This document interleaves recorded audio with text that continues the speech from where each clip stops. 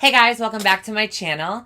It is no surprise we are going to be doing another hormone update. This is my 4-year check-in on my hormone replacement therapy slash my transition. I love doing these videos because I can look back now from 6 months of starting hormones to now 4 years later to just see how much my body has changed, seeing how much I've changed, my face has changed.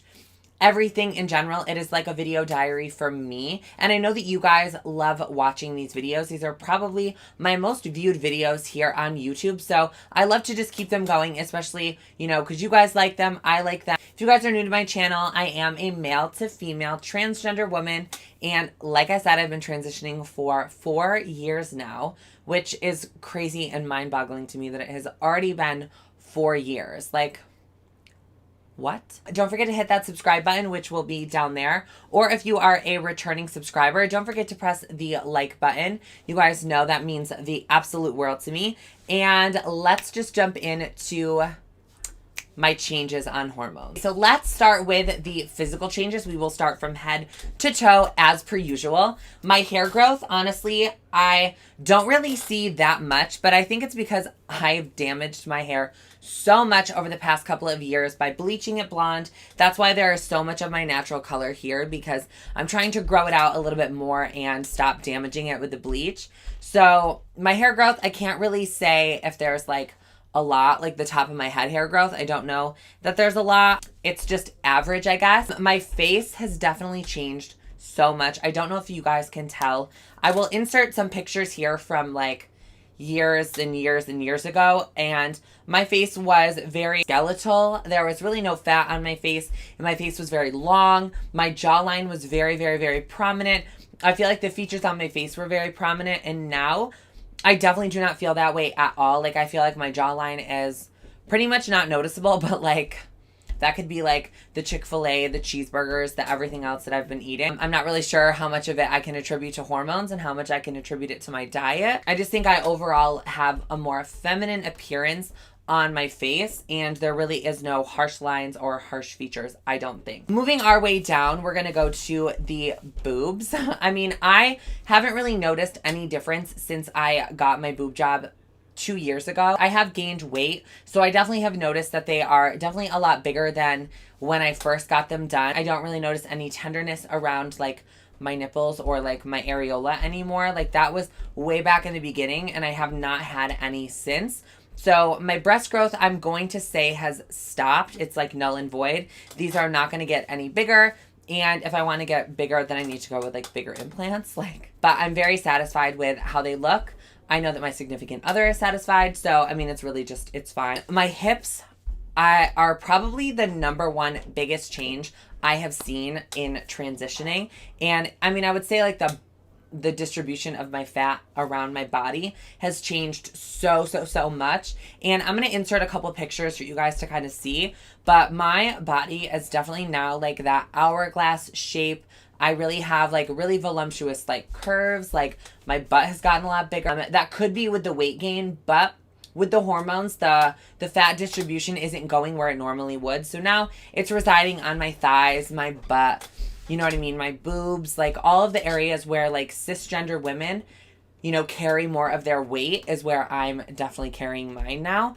One other thing I noticed that's probably the biggest downfall of transitioning male to female. I don't know if I'm the only one that thinks this way, but cisgender women have kind of this like little pocket, not pocket, but like a little pocket of fat kind of right above their like pelvic bone. I have that now. I never ever had that before, but now it kind of just like is a little pouch down there, and there's not really anything I can do about it. My thighs have gotten so much bigger. Like, that's probably my most insecure area because I have like stretch marks that I've never had before.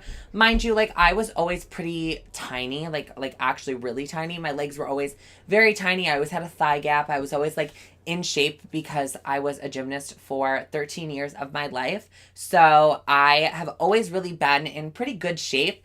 And now that, my body has slowed down, my hormones have affected where my body is, gathering a lot of fat. My thighs are one of the biggest areas. And now I have like a little bit of stretch marks, but I've come to love them. It is just a part of womanhood, I guess. And it's just something that I've kind of learned to accept. It's not something I'm insecure about. Like, I will wear my bikini bathing suit and I have no issues, because I know there's a lot of other girls out there that have stretch marks, you know, either on their arms or on their stomach or on their butt. I have them there, or their thighs. So I've definitely come to, you know, love and accept my womanhood, you know, stretch marks. As for body hair, I have noticed a very, very, very huge difference in my body hair over the past 4 years. So I'm Italian. I am hairy by nature, literally hairy by nature. And I have noticed so much that my body hair has thinned out immensely. So my legs, even just a year or two ago, like, I would have to shave in the summer like every day, every other day, maybe if I could like skate on by. But as soon as I like went in the pool or went in the hot tub, like, it was like my hair was instantly growing back. Like, even if I shaved my legs that day, like, I can already see the stubble. I can already feel the stubble. And now it's like 4 days later, I could be in and out of the pool, like outside sweating, like this, that, and everything else. And my hair does not grow back as fast at all. Like, it has been probably, yeah, I'm like massaging my legs right now. It has probably been like 4, 5, 6 days. And I've been like in the sun. I was in the pool. I was in the hot tub. And there is like a little bit of stubble, but you cannot see it like at all. I mean, it's body hair. Everybody has body hair. That's been another thing that I've kind of, you know, come to accept. But I've not had any laser hair removal on my legs. The only places I've ever had laser are my hoo-hoo and my face. That is it. I mean, I definitely would love to, you know, do my arms. I would love to do like my underarms, my legs and stuff like that, just because like I don't really like shaving. Like, I'm one of those people. But I have got to say, after 4 years, my hair has definitely slowed down a lot. And I went back to my hormone doctor probably 2 months ago, and my hormone dose got upped a little bit. My levels are within normal cisgender range. My testosterone was just a little bit higher. I am looking into getting SRS like literally this year. Like, before the whole coronavirus thing happened, I was like in the process of it, whatever. Like, when this is all over, this nonsense, we're gonna, you know, jump back into it. I've been getting laser down there for months now, and I'm definitely ready to have it. And I probably will notice a lot more changes after I do have SRS, because now my body isn't trying to like fight with itself and the medication. So if you are just starting out on hormones and you're like, oh my God, when am I going to see these changes? Like I said, it has taken me 4 years to get to this point, and I feel like there's already so much more that's going to happen over the next year, 2, 3, 4. You just have to be patient. I know that it's really hard to kind of sit back and be like, you know what? I need to wait. I just started hormones 3 days ago. It takes time. You know, your body has to get used to the medication, and it takes months and years to see noticeable differences. So let's move on to the mental changes.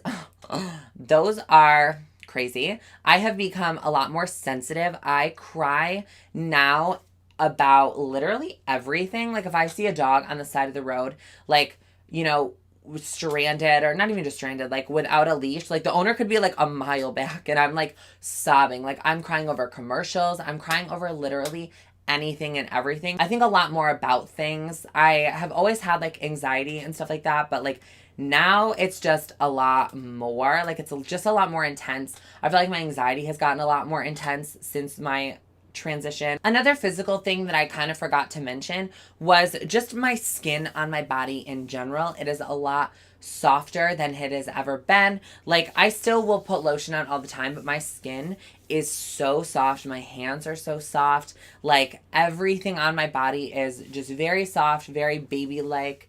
And I love that. It's just very feminine. I also have noticed that I do kind of have like a little glow, like a natural glow, like on my own. So if I like wash my face, you know what I mean, after like a little bit, like it's not oily, but it's just like a natural dew to my skin. And it looks so good. Like, I just feel like my skin in general on my face has changed so much too. Like, it's just a lot softer now that I don't have like facial hair. I'm not covering up like acne from like shaving and stuff like that. Like, I've been hairless on my face for years, I think. Like, I'm pretty sure it's been like 2 years or 2.5 years that I've had no hair on my face whatsoever. And I just, my makeup goes on so much smoother. Like, my foundation looks so much nicer. It lasts so much longer.